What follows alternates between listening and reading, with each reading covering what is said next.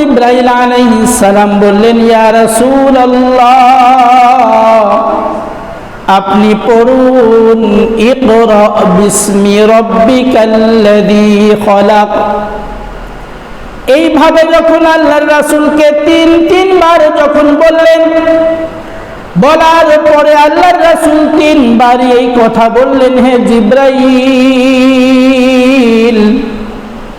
আমি তো পড়তে জানি না। এবার জিবরাইল আলাইহিস সালাম আল্লাহর রাসূলকে ধরে বুকে জড়িয়ে নিলেন, বুকের সাথে একটা চাপ দিলেন। চাপ দেওয়ার পর আল্লাহর রাসূলকে বললেন, এবার বলুন ইকরা বিসমি রাব্বিকাল্লাযী খলাক। তখন সঙ্গে সঙ্গে আল্লাহর রাসূল বললেন, ইকরা বিসমি রাব্বিকাল্লাযী খলাক। কোরআনুল মাজিদের সর্বপ্রথম যে 5টি আয়াত নাজিল হয়েছে, এই 5টি আয়াত হলো সূরা আলাকের প্রথম 5 আয়াত। যখন কোরআন নাজিল হয়ে গেল, এবার আল্লাহর রাসূল বাড়িতে চলে গেলেন। যাওয়ার পরে খাদিজা রাদিয়াল্লাহু তাআলা আনহা ডাক দিয়ে বলছেন, ইয়া রাসূলুল্লাহ,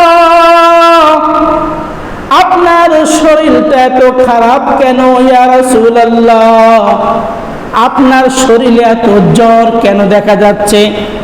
আল্লাহর রাসূল বললেন, খাদিজা, আজকে আমার কাছে এমন একজন ব্যক্তি এসেছিল যাকে আমি কখনো দেখি নাই। জিবরাইল তার নাম, আল্লাহ তাআলা তাকে পাঠিয়েছিলেন খাদিজা, আর সে আমার কাছে এসে 5টা আয়াত পৌঁছে দিয়েছে, আর আমি সেই আয়াতগুলি পড়েছি।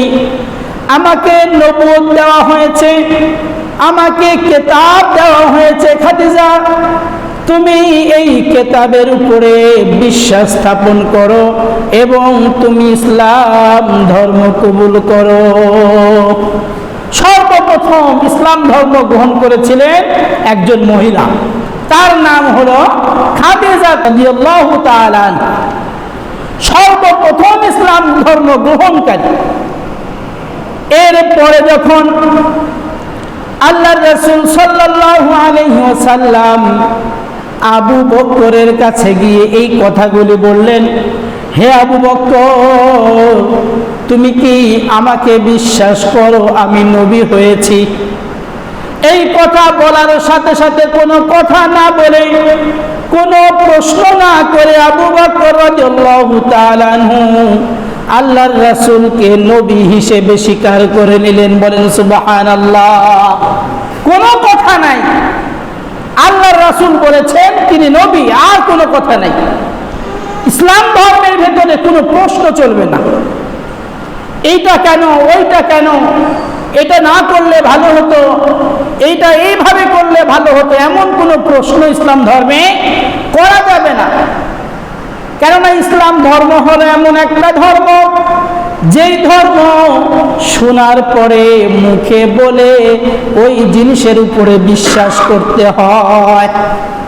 আমরা যে আল্লাহর ইবাদত করি, ওই আল্লাহকে আমরা কখনো দেখি নাই।